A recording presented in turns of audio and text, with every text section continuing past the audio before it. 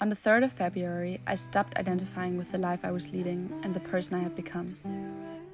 So naturally, I shaved my head, took on a new name, and went to a cabin in the woods for 1 month to question everything and rebuild my identity. This is day 0.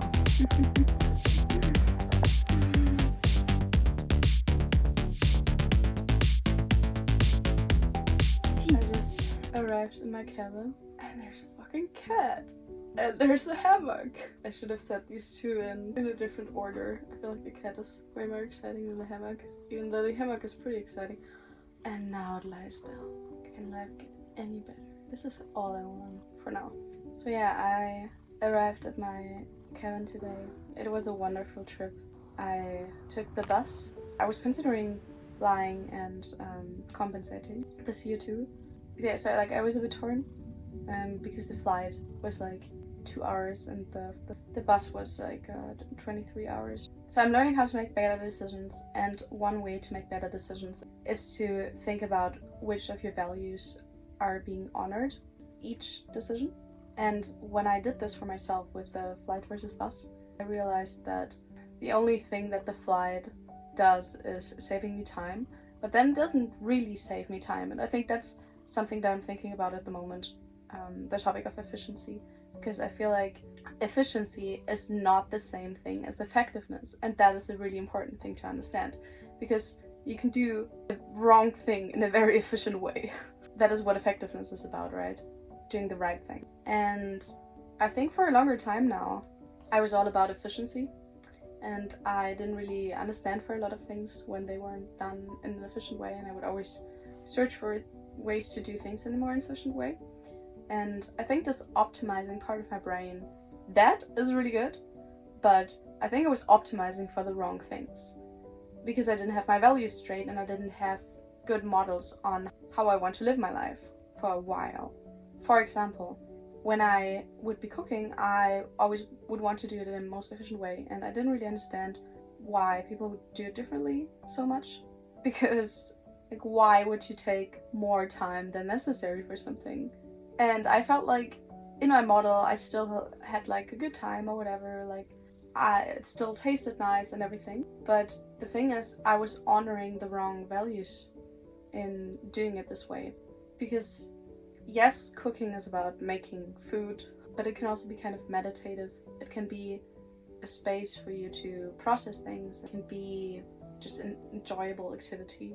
And I guess my reasoning would be, oh, I don't enjoy cooking that much compared to other things, so I just want to do it in an efficient way and I want to prioritize other things. But I think all of this optimizing things to have more time for the things I actually care about, I think I kind of lived my life in the wrong way there. Because life is also about these little moments, and I would sacrifice other things then. That became kind of a habit.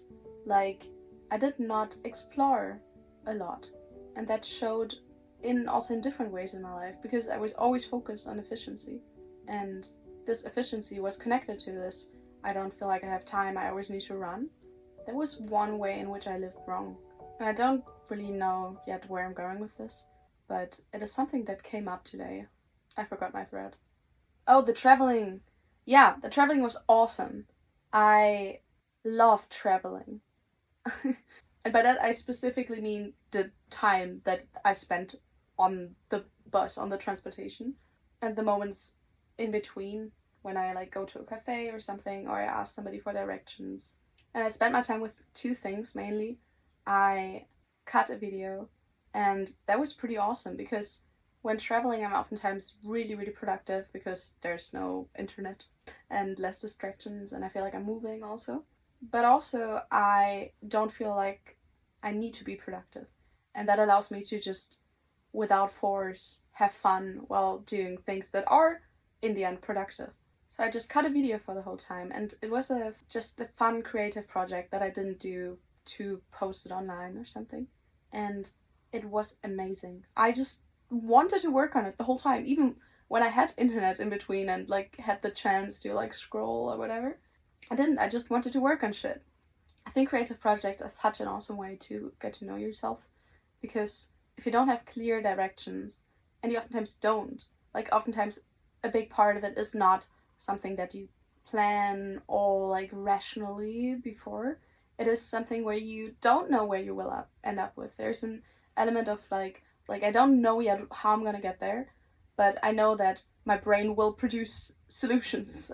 That is then really beautiful because then you get to see what your brain, what your subconscious comes up with just out of yourself, and the kind of solutions that you find, and the kind of humor that arises and creativity that arises, and you get to see, hopefully, like, this is actually pretty cool. And you can see that, oh my god, I'm actually like better at it than I thought.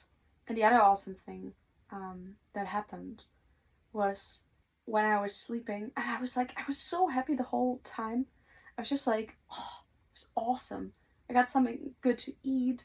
I got to do something really fun the whole time, but that was also meaningful.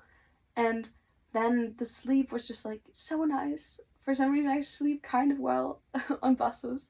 It's just so cozy. I had my blanket. And that's the other thing, right? Like, you can make the travel nice for you. And when I was sleeping, I had an interesting experience. And for me, like, I found that dreams just really are just like really helpful pretty often for me, in different ways. It's pretty cool. And in this dream, I dreamt that I was the host of a German satire show, and I came up with the jokes and everything. And I found myself like really funny. Then, like, in between, I woke up and I realized, like, oh, I'm not that person, but I just came up with these things that were like really, really funny.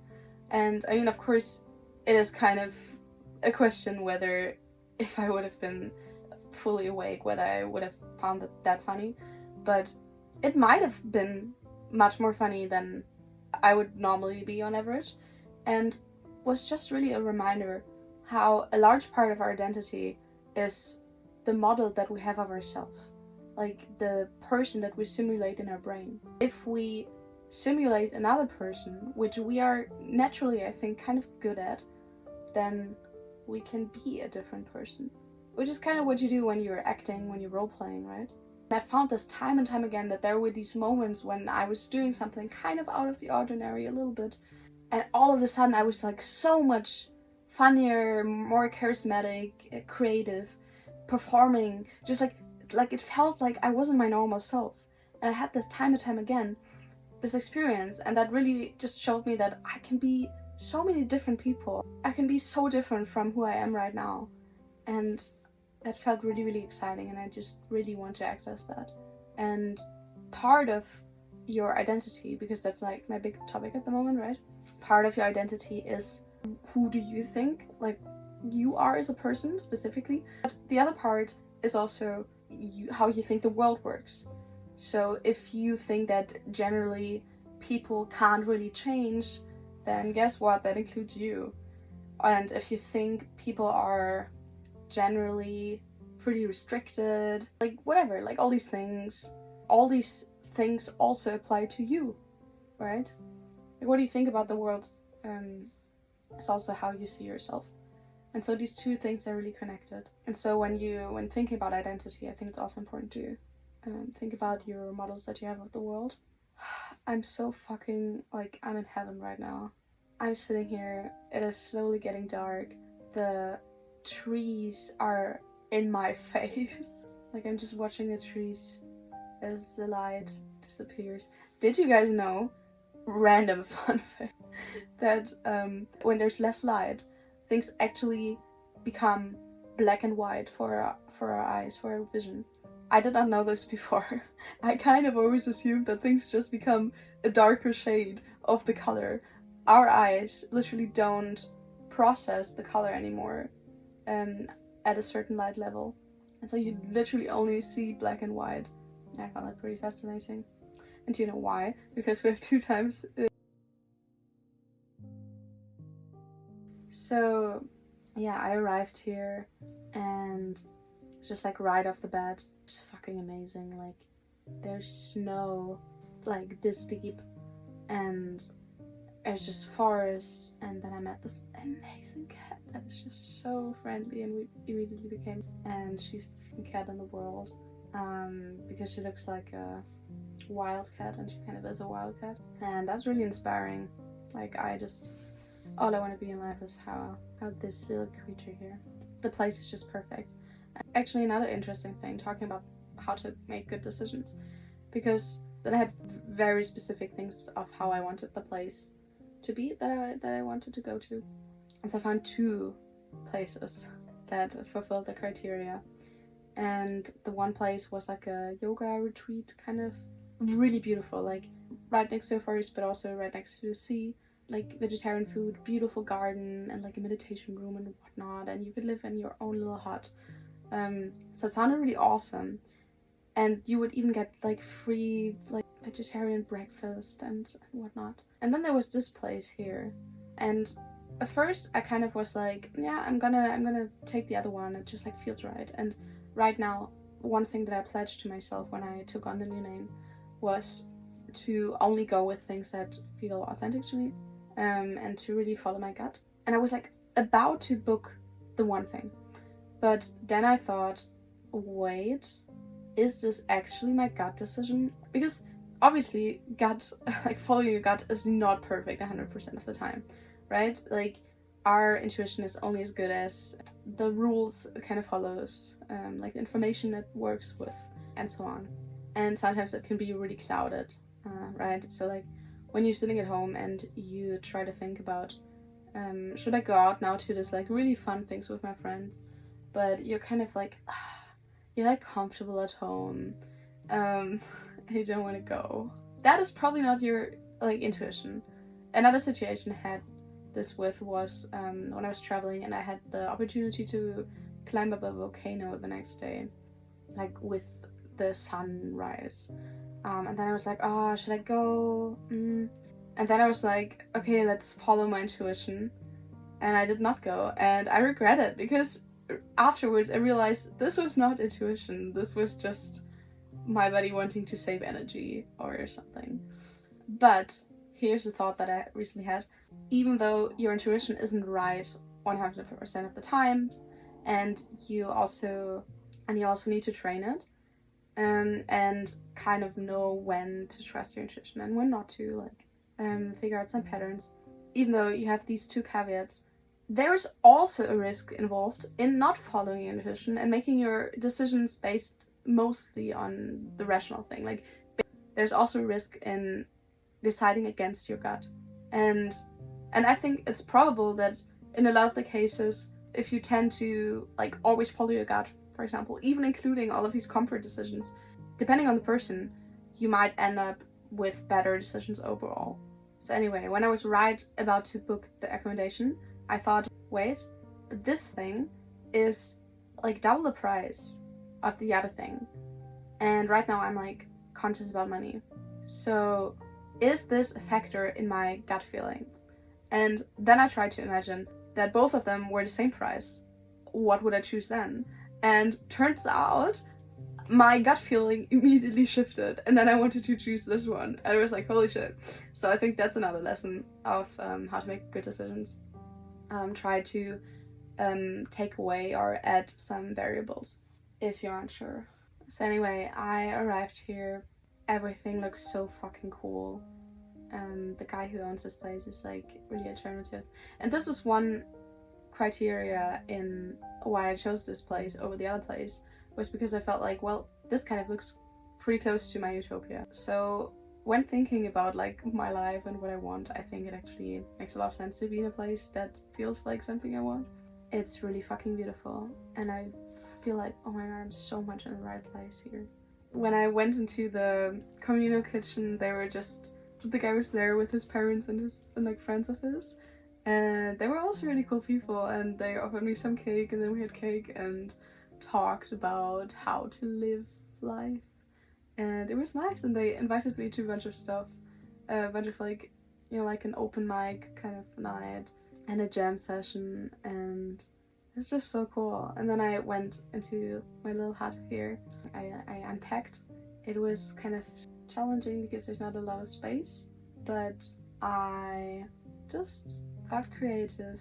And I also thought, like, I could even build shit. Like, I could just go into the forest, gather material, and just like build whatever, which would be super cool. And then I also kind of redesigned the place a little bit until it really fit my taste, and now I feel so happy and so good in here, and I'm just really happy to be here. Now I'm gonna probably just plan the next few days here, but I'm gonna make myself a great morning and evening routine to plan how to approach this whole thing, because there's no blueprint for this, right? But I think the realization from the FlixBus was so fucking, like, that felt really fucking important. The thing of, like, you, like, if you change your model of yourself, the story that you tell yourself about yourself, then I think you can be so different, right? And even in, like, how you talk. And I notice this all the time, how I feel so different. I don't know about you guys, but, like, I really frequently have this experience, at least in the last year, that I really felt like I changed so quickly. I would interact with people, and all of a sudden I felt like, who is this person talking? What is her voice? Why is her voice so deep all of a sudden? Why is she talking this way? And it is confusing and great at the same time, because you just get to experience, like, person that you are apparently all of a sudden, and get to explore how they are, and that is really cool. Two other mindsets that actually helped me, I noticed, that I actually subconsciously adopted over the last few days. One I got from this mining TikToker who just, like, she just built a tunnel under her house, which is insane. Like, she taught herself, she basically did not have any prior knowledge. She taught herself how to do all of this, and just mines. And she taught herself how to do the electricity, and she built a fucking elevator to transport the stones from her mining. It's crazy. And when asked about, like you didn't have any prior knowledge, like, how do you deal with all of this? Isn't this, like, super stressful, like, when all of a sudden, like, a fire breaks out, or, like, all of a sudden your whole mine is flooded, like, and she was like, no, I don't expect things to go well. Like, this is a difficult thing. I expect problems, and that is not a bad thing for me, because I like challenges, and this is precisely why I'm doing this. I think very often we just have these different mindsets around problems that make them seem really overwhelming, and that is part of the reason why we procrastinate on things. And I think this mindset just really helped me with that, and really made me more chill about things. And this, like, now when problems come up, I'm like, oh great, a challenge. I like solving problems, I like being alive. You know, and when I say being alive, I mean this in a very kind of fundamental sense. I just really like every moment. I really like sitting here. I really like figuring things out. I really like walking. It is hard to convey this. I just really like doing things in general, just the act of doing something, as long as it's not, like, extremely sucky. Like, if it's just, like, okay. Because I guess I tend to get into my body, and I just remind myself, like, oh, this is being alive. I'm alive. This is cool. I love being alive. This is so precious. This is, like, such a fleeting fucking moment in the history of the universe, that I'm here to experience things. And this is that. I hope you get what I mean. And the other attitude shift is, I will figure it out. And I think I might have even also gotten that from that mining TikToker. I just found it so inspiring that she, like, her mining endeavor. Like, she doesn't know any of this shit. And just, like, seeing that, this kind of became a role model, I think, for me. And that is one example of why female role models for female people are, like, you know, role models of, like, the kind of group that you feel like you belong to. Because it would have not had the same effect on me if it was a guy. And I noticed this time and time again, that, like, when I watch something and there's a female protagonist, I identify so much more with this. And I think this is a really fundamental way of how the world works, and it's really important to acknowledge that and to be aware of that. And it's very different, I think, when you just kind of hear that on an abstract level. Like, it doesn't really do anything to me, but when I experience this myself, I'm like, oh yeah, this is why it is important. It actually makes sense. Yeah, and so she just mines, and she has no idea before that of electricity, right? She does it, but the thing is, she actually succeeds. Like, in the beginning, everyone was saying, like, oh my god, like, what the fuck, like, all the electricians in the comments were like, what the fuck are you doing? But the thing is, she took that feedback in and improved and read up on it, and now people are saying, like, things like, you know more about this than, like, half of my colleagues, or, like, this is actually really good. It's just this attitude of, like, she has no fucking clue of this, but she's gonna learn, and just, like, trusting in the process. You don't need to have it all figured out. Just take the first step on that, like, fucking staircase, and things will figure themselves out. In the past, I tend to think very strategically, and I think this is a strength as well, and it is a really interesting question of, like, how do you learn the best, because I think going about things in a strategic way has really often also saved me an incredible amount of time. I learned Italian in 1 month, and I don't think I could have done it if I hadn't spent a small amount of time figuring out how people who speak, like, I don't know, like 14 languages do it. So basically strategy. Instead of just like, okay, I'm just gonna download an app and just gonna do it every day and, like, gonna be disciplined. Like, working smart, not hard is, like, important. But then how do you actually work smart? What is a good balance of going about it in a strategic way and kind of learning the basics, the theory, versus just, like, diving into it? And that is also, like, when you learn an instrument, or, like, anything. It's super interesting question of, like, how do you actually go about it? Yeah, but I think when I cut the video, I just, like, went into it, and I did some amount of strategy. So, like, I wrote, like, a list of, like, kind of, okay, how do I want to go about this? And I think this is really important as well, because oftentimes in the past I would have also made this mistake that I would have just, like, I just dove into it. I did not strategize before, and I would just, like, be overwhelmed, and I would not be effective and whatnot. So just, like, taking the time beforehand, that is another thing that I learned recently, is think about what I want beforehand. Really crucial. But then that doesn't always have to be in super specific ways. And so I kind of just thought, okay, this is, like, kind of what I want to do with it. This is kind of like my vision. And I don't know, like, how to accomplish this vision specifically yet.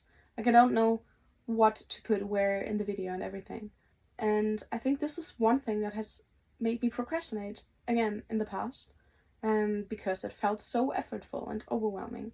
But just going into it thinking, okay, like, this is kind of my idea, and I'm gonna figure out the specifics on the way. And I did, right? Like, so I had an idea, and then I dove in. And I did figure it out on the way, in a beautiful way. And it was so fun. And I did not procrastinate on it. Taking one step at a time has been really important. And I feel like it has also come out of my current situation, because creating a new identity, for me, it did make sense to go about this in an extremely strategic way, because it is just such a huge task, an all-encompassing task, questioning everything you ever thought, kind of. And so it just didn't make sense to plan it all out perfectly. And I just kind of had to feel like, I'm just going the first step now. I'm just gonna book this trip, first step. And then when I'm here, then I'm gonna make a plan. Instead of my initial need for, like, control and security and, like, planning it all out already. And this is what I'm gonna do now. And I'm extremely excited. And I notice again how I'm just, like when I'm all by myself, I'm doing pretty fine. Like, I'm pretty happy. And I make good decisions. And I'm just really excited about who I'm gonna become.